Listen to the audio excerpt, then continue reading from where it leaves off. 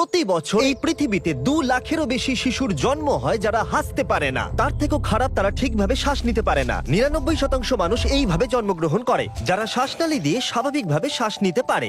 আর বাকি 1% মানুষ এইভাবে জন্ম নেয়, যাদের ঠোঁট বা তালু কাটা থাকে, যা বড় হওয়ার সাথে সাথে তাদের জীবনকে ক্ষতিগ্রস্ত করে তোলে। দরিদ্র অঞ্চলের লোকেদের বেশিরভাগেরই এই সমস্যা থেকে মুক্তি পাবার কোনো উপায় নেই, যার অর্থ হলো হাজার হাজার মানুষ অপারেশনের কোনো সুযোগই পায় না, যার ফলে এরা বড় হয়ে খারাপ পথে গিয়ে সমাজ থেকে বিচ্ছিন্ন হয়ে পড়ে। কিন্তু একটা অর্গানাইজেশন গোটা পৃথিবী জুড়ে এই বিষয়ে একটা বড় পরিবর্তন আনতে মনস্থির করেছে। ইনি হলেন ক্যাথি। 40 বছর আগে আমাকে আর আমার হাজবেন্ডকে বলা হয়েছিল ফিলিপিনে যাওয়ার জন্য।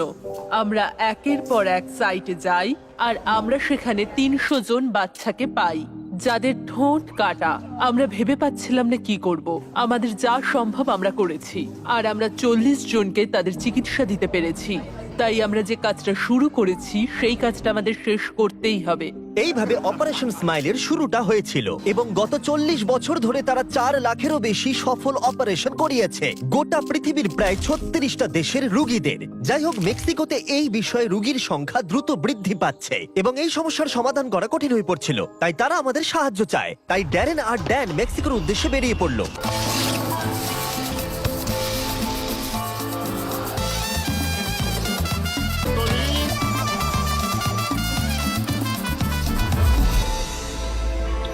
তাদের স্বাগত জানায় মারিসিও। আমি অপারেশন স্মাইলে জয়েন করেছি 11 বছর আগে। আমি জানি এখানে আমার কোনো লাভ হবে না, তাও আমি এখানে জয়েন করেছি কারণ মেক্সিকোতে এমন অনেক মানুষজন রয়েছে যারা চিকিৎসার সুযোগ সুবিধা ঠিকঠাক মতো পান না। যেমন আমি একজন অল্প বয়সী মহিলার সাথে দেখা করলাম। যখন সে আমাদের কাছে এসেছিল তখন তার একটা চোখের মধ্যে ক্ষত ছিল। তারা ওকে পাথর ছুঁড়ে মেরেছিল কারণ ওর কথা বলার ধরন তাদের পছন্দ হয়নি। এটা শুনে আমি খুবই কষ্ট পেয়েছিলাম। আমি সবসময় বলি যে রোগীর পিছনে একটা গল্প আছে এবং গল্পের পেছনে একটা মানুষের ভূমিকা আছে। আর এইসব কারণেই আমি মেক্সিকোতে নিজের জীবন উৎসর্গ করার সিদ্ধান্ত নিয়েছি। আমরা একটি অল্প বয়স্ক শিশুর সাথে দেখা করেছি এবং সে আমার জীবনে দেখা মিষ্টি বাচ্চাদের মধ্যে একজন, কিন্তু তার মুখে একটা ভয়ানক বিকৃতি রয়েছে। এই শিশুটি খুবই মিষ্টি এবং খুব ফুটফুটে, কিন্তু বড় হওয়ার সাথে সাথে সে এত ভয়ানক সমস্যার মুখোমুখি হবে সেটা জেনে আমার কষ্ট হচ্ছে। এই রোগীদের মধ্যে একজন ইমানুয়েল। 17 মাস আগে সে একটা ফাটা তালু নিয়ে জন্মগ্রহণ করেছিল। তার বাবা হলো জেরোনিমো, একজন সিঙ্গেল ফাদার যিনি চিয়াপাসের গ্রামীণ অঞ্চলে বসবাস করেন, যেখানে বাস করে তার পক্ষে চিকিৎসার খরচ চালানো এক প্রকার অসম্ভব, কারণ তার রোজগার একেবারেই যথেষ্ট নয়।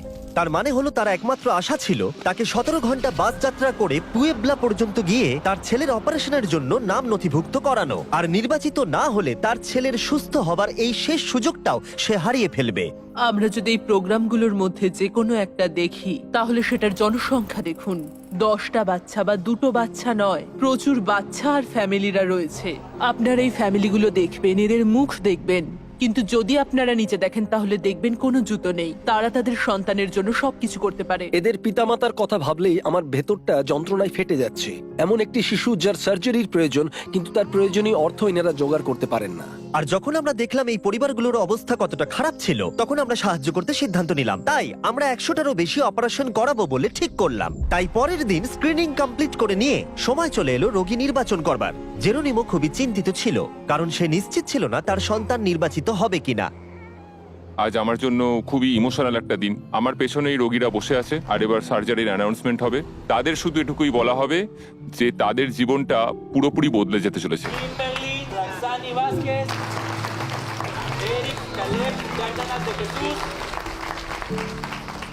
ইতিমধ্যে 97 জন রোগী নির্বাচিত হয়েছে এবং জেরোনিমো আশা হারাতে শুরু করেছে। এবার 99 নম্বর রোগীর ডাক এলো। তার স্বপ্ন সত্যি হলো। তার চোখের জল আনন্দই প্রকাশ করছিল। এই বাচ্চাদেরকে ক্লিনিকে নিয়ে আসার সময় তাদের অভিভাবকদের মুখে যে আশা দেখেছি, তারা বুঝতে পেরেছেন অবশেষে তারা তাদের প্রয়োজনীয় চিকিৎসা পাবেন। এটা সত্যিই একটা অদ্ভুত অভিজ্ঞতা যা হৃদয়কে নাড়া দেয়। ইমানুয়েলের অপারেশনে সারাদিন সময় লাগবে, তাই অপারেশন হবার সময় ড্যান এবং ড্যারেন গোটা শহরটা ঘুরে দেখলো। আমরা পার্কের মধ্যেই ঘুরছিলাম আর এখানে একটা মারিয়াসি ব্যান্ড দেখতে পেয়েছি। আমি এটা সবসময় চেয়েছি যে ড্যারেন যেন একটা মারিয়াসি ব্যান্ড জয়েন করে। তো আশা করছি আজকে আমার স্বপ্ন সত্যি হবে। সরি, ওই যে আমার বন্ধুকে দেখতে পাচ্ছেন, ও আপনাদের ব্যান্ডে জয়েন করতে চায়। ওকে, এই টুপিটা পরে নাও।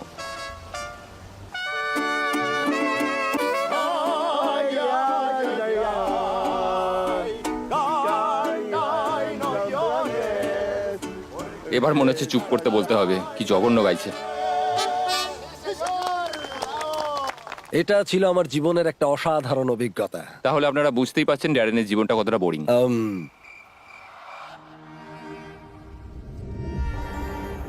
ইমানুয়েলের অপারেশন শেষ হয়ে গিয়েছিল আর জেরোনিমো তার ছেলেকে এই প্রথমবার হাসতে দেখতে পারবে। সার্জারির সময় আমার সবচেয়ে প্রিয় মুহূর্তের মধ্যে একটি হলো যখন বাচ্চারা সার্জারি কমপ্লিট করে বেরিয়ে আসে, কারণ সেই প্রথমবার তাদের বাবা মায়েরা নিজের সন্তানকে সুস্থভাবে দেখে।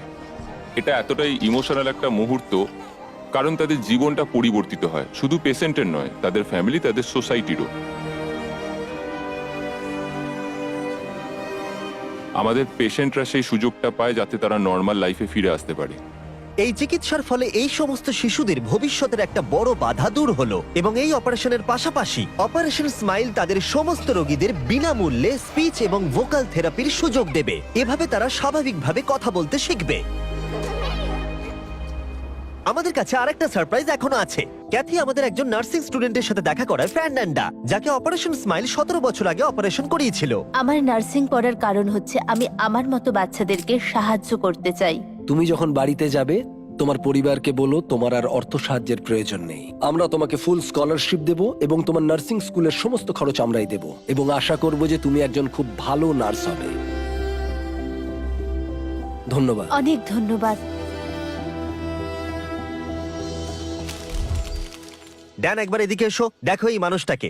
যদি তোমরা সাবস্ক্রাইব না করো তাহলে এ এক্ষুনি কেঁদে ফেলবে। চিন্তা করো না, সাবস্ক্রাইব করবে। হ্যাঁ, এবার ভিডিওটা শেষ করো।